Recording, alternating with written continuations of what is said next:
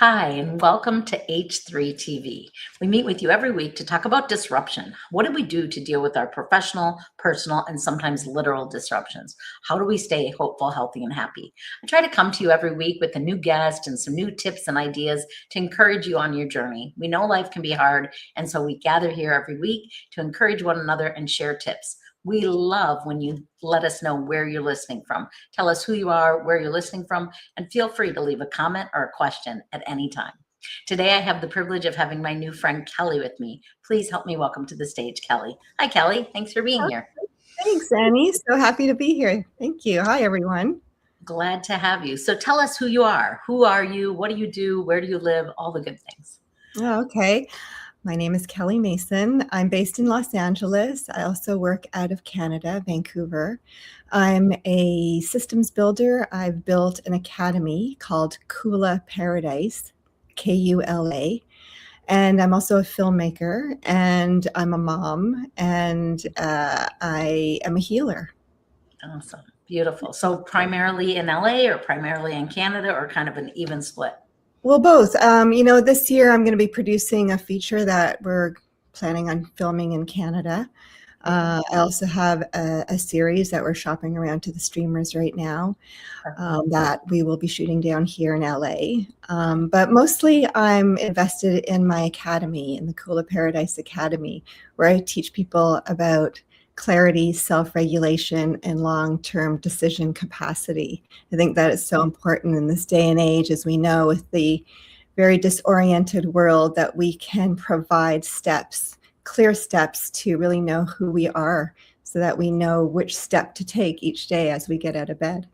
Okay. Some stability for people in the midst of disruption. I love it. So Kelly, I love when my guests share something of their own life. Where have you dealt with the disruption professionally or personally? What was a disruption you faced in your life? Ugh, that's a loaded question, because my life has been full of disruptions. I started in an industry where I felt very invisible in the film industry. I was one of the only women on set. In fact, I made history in my country as becoming the first female cinematographer in the union on a very large project. I work with Academy Award-winning directors, etc. But I was always told to stay invisible. In fact, I got lost when I was a child in my own home by my mother telling me to stay invisible. It's best to stay quiet. People don't want to hear you so much. So I moved through my industry with that mindset. Yeah, it sounds like you have had a lot of disruption, as many of us have. But can we go to a time, either your childhood, if that's what you choose, or in your professional career as a filmmaker? And how can we go to that space? Do you want to pick one that you kind of want to focus on? Sure, yeah. As I was coming out of this industry, not really feeling very settled within myself, I felt my soul had somewhere else to go. I don't know if you guys have ever felt that, where you're in a job and you feel like, okay, I've got all the titles, the money, everything. I'm at the place where I'm meant to be, where I've dreamt of being, but something just doesn't feel right.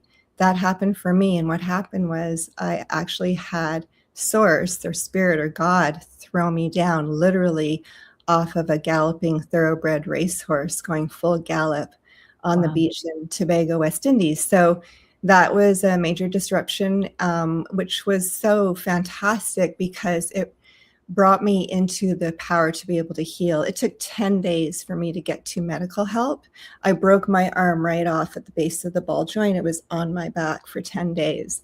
So I learned the steps at that time to survive, That's and a great visual for our audience. So you were on a horse. Let's take you just right to that spot, because I think it's a perfect visual. Everyone has their own form of disruption they're facing, but that's a really literal and physical and career and personal. It was everything all at once, right? So we can imagine this horse running forward and you're thrown off it physically. You said you were in the West Indies, so not great, easy medical access. So in the face of that, over the next couple days, most likely in a lot of physical and emotional pain, how did you stay hopeful? What were some of the things you did to keep going, to get up the next day, to breathe, to not give up and curl up in a ball and just die in the midst of that pain? What's something you did to stay hopeful? Yeah, so I used the light. I used healing golden light. I surrounded the area that was broken and injured with what I say, God's light or Creator's light, and that took the pain away. It was miraculous. So when I did end up on the operating table, the surgeon said, "We have to give you a prosthetic arm. Your arm's going to die." And I told him, "No, you need to save my arm," because my Academy Award-winning friends had called me over the weekend and said, "You need to tell him you still need to win your Academy Award to save your arm." So when I woke up, my surgeon was in my room and he said, "A miracle happened on the operating table. I've never seen anything like it." 3 months later, they took all the pins out because he just pinned me back together. And 6 months later, I was fully healed, no pain, perfect. And so I use the light, Annie. I just use the light, and I teach people how to use the light. And I use the light on myself every day on what I call my board of advisors, all of my chakras. So I know I could teach your viewers And they to can certainly reach out to you and learn how to do that. That sounds beautiful. It sounds like you have an academy for that. I want to say, Kelly, I love what you just said, because whatever disruption our audience is going through, we know that we use light. And you also said something else besides light. You said you reached out to people who loved you, believed in you, saw a vision of your future at the Academy Awards winning. Like, I think both of those things are so important, having a great support system, but also having light, having faith in something greater than yourself, so important. How about health? How did you take care of your physical health? And maybe that is light as well, but what else did you do to take care of your physical, emotional, mental, financial health in the midst of that disruption? Yeah, I always feel myself as an eternal being. I feel that I live from my soul perspective. I never live from a limited human perspective. So that's how I allow, and I'm a magnet for amazing opportunities in my life that are unreal. I mean, Tony Robbins came and met me on my street on my darkest day, which is just so strange that that would happen to somebody pushing their stroller on their darkest day when my marriage was falling apart. So I look through the eyes of soul, and I feel very young all the time. I'm 57, but I feel extremely youthful. And, I've lived 40 years in a man's industry, and 20 years now as a healer and a systems builder. And I just always look through the eyes of the eternal soul. I love that. I think too, when we believe that, when we're like open to like, what is possible? Why is anything limited? Nothing is. I've been on Oprah before and I've had these extraordinary experiences and people like, why you? Well, because you decide. Kelly, you got up and you pushed the stroller. You don't have to push the stroller. You could have been curled up in a ball again if you're going through a divorce or something dark. And you chose to get up to not only be light to yourself, but to be light in the world. And you are attracting those people that can see you and value the wisdom and the healing that you bring. I love healers. I'm a big believer in healing and in what's possible when we decide to not let our biggest disruptions define our life. And how about happiness and humor in the midst of that physical pain, changing that's a lot of changes, Kelly, in one situation. How did you find happiness and humor in the midst of that? I just feel joy. So I focus on my own inner joy. So I demand my quanta, which is the energy source that enters your cells. This is where the creator and the soul meet, and we all are made of this. So I command the quanta every morning when I meditate to bring in the joy in the cells. Then I command the love into the cells, and then the peace. And that's just part of my morning routine. So I'm always feeling happiness and joy for the most part, compassion, empathy, all of those things. But I live life with a detachment, not a cold detachment, but a detachment of awareness. Excuse me. So I'm just aware of this kind of magical motion picture that we're living in and this divine playground. Excuse me. I love that. So, yeah, so I really love to kind of look at life as a playground. And the thing that really brings me the most joy is connecting with children, connecting with young children, and smiling and just feeling their joy, because it's tough these days for families and for kids, and with the distraction of the cell phone and many distractions of this world that parents are facing. So I'm very invested in helping families as well. But yeah, I just feel my joy through the command of feeling joy. Yeah, deciding.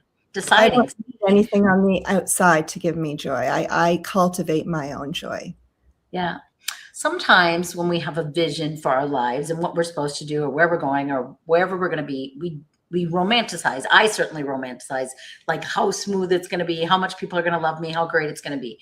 And it doesn't always play out quite as magically as I imagine it to. When I spent 9 years in the financial world that was very male dominated, and I was not respected and supported in the way that I should have been at that time. And it sounds like you entered the filming world as a young, ambitious woman and still very successful. But I know there's a lot of young women that listen to this and they say, Kelly, what wisdom do you have?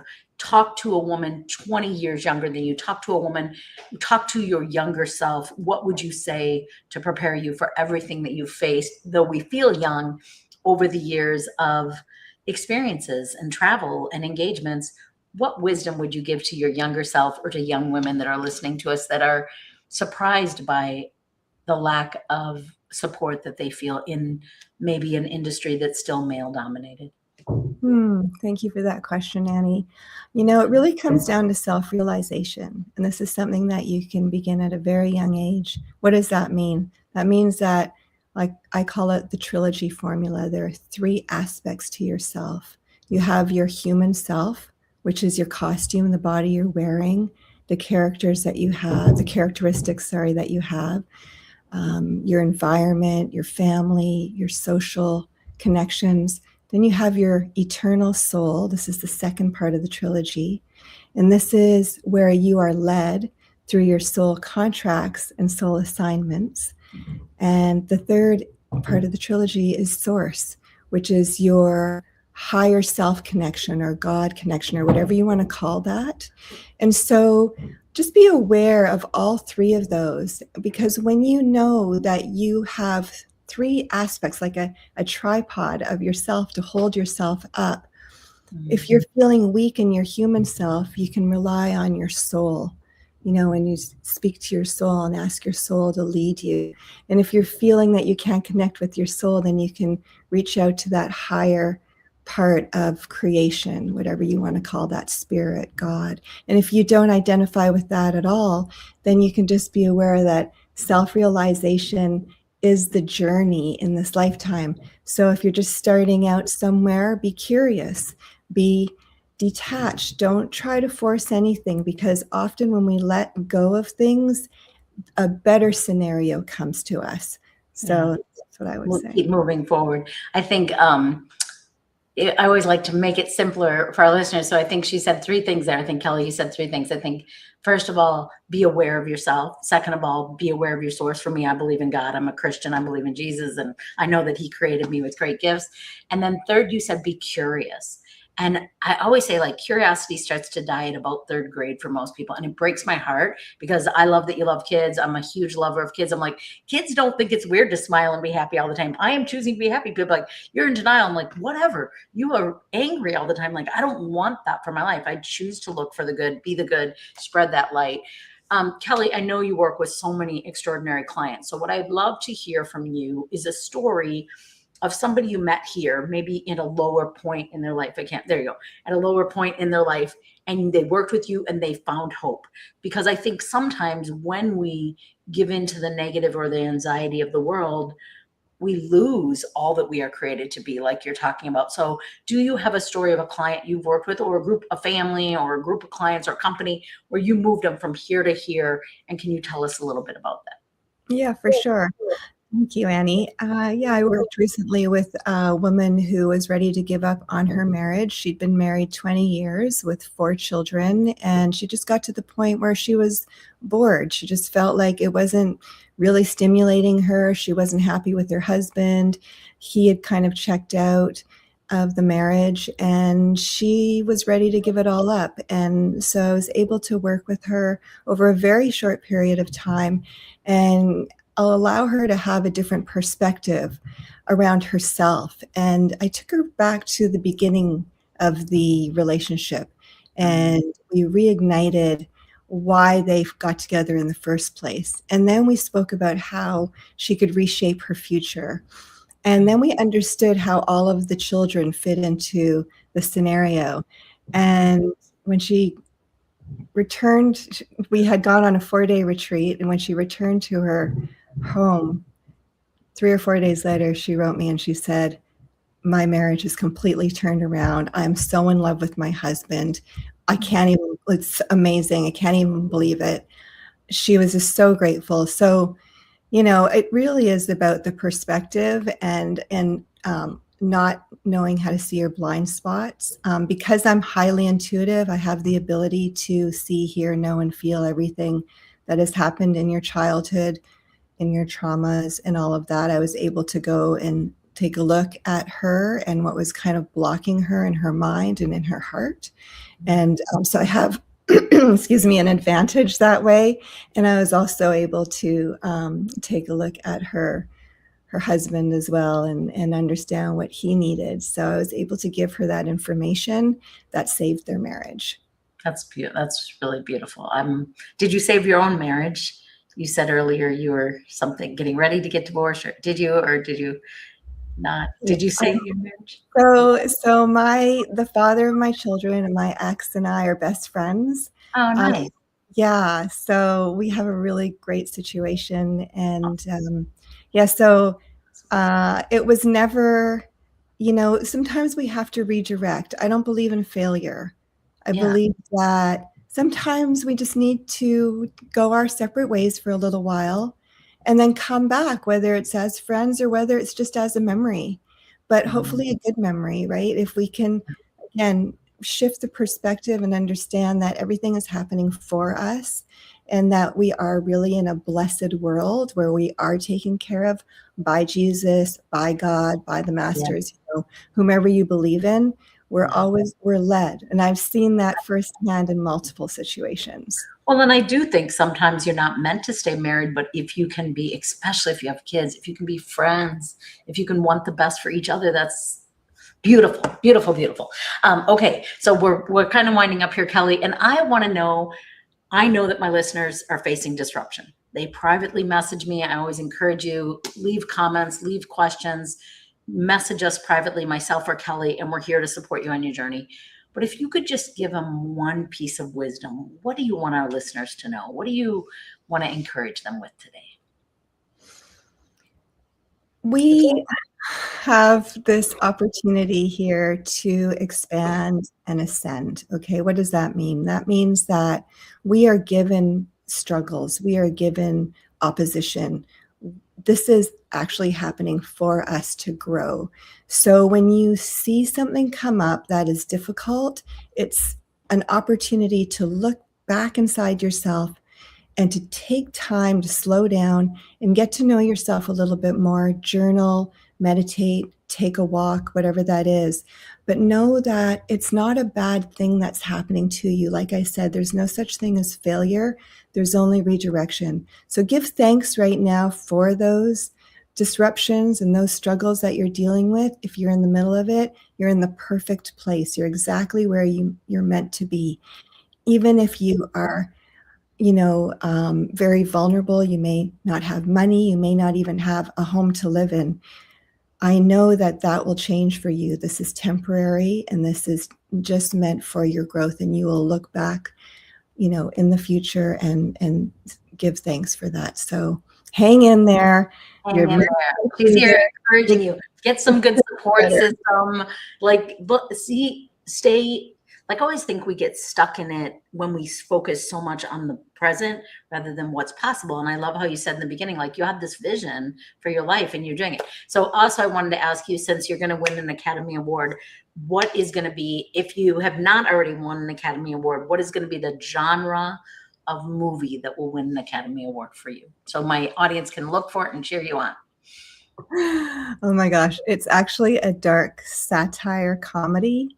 Okay. And it's called The Accidental Jesus. Oh. So it's going to be really great. Your audience will love it. It's a beautiful film, and it's going to bring a lot of awareness. Is it Yeah. a mockery of Jesus or is it a No, not at all. It's just, it's just about false prodigies and how we can be misled. And so it does help people to understand their truth. And I do have a podcast, by the way, called Truth Talks, so you can hear more on that. We talk. I talk with a lot of Christians about truth, and I think you'd really enjoy that too. okay? When is your movie coming out? Don't know yet. We're Okay. we're we're in the early stages. So Okay. yeah, Okay. thank you though for asking, Okay. Annie. Yeah, I was like, I mean, I'm all about having a great support system that's like, when you win this and when you do this, I have incredible people in my life that are like, Annie, like you're famous, like people talk about you, like you're on TV, you're doing this, and I think vision comes before dream, and vision happens, then dream happens, then application. Like it's so many steps. So I always like when I work with people and they're writing a book, I'm like, when's it coming out? They're like, I don't know. And I said, well, I can't work with you till we have a date because then we work backwards, right? Like you have to see this in fruition of where you're supposed to be. And then I just feel like it does evolve, but it takes work and all the things. Anyway, all right. Enough about me. Okay, Kelly, I know my audience is going to want to connect with you, learn more about your movie, learn more about your academy, learn more about you and the good work you're doing in the world as a healer, as a compassionate human that sees and feels people deeper than most of us, because people don't always live an authentic life. And there's so many ways we don't have to live, and we can post on social media the exact opposite of what we're really living out. And I'm finding that more and more. I meet people in person and they are so different than the image they're portraying. And a big part of my messaging is be authentically you, bring all your broken, just don't let it define you, and use it as a gift to serve other people. So Kelly, what is the best way for our listeners to connect with you, to reach out and to get to know you? Oh, okay, great. Thanks, Annie. My website, Kula Paradise, KULA Paradise.com. And there are lots of free practices on there. There's a research-informed library, and you can receive a free orientation package, which is just very helpful for living life in a way that allows you to be free, allows you to be supported and to understand a new perspective to live by. Awesome. As someone who has dyslexia, Kula is spelled Coolla, Kula.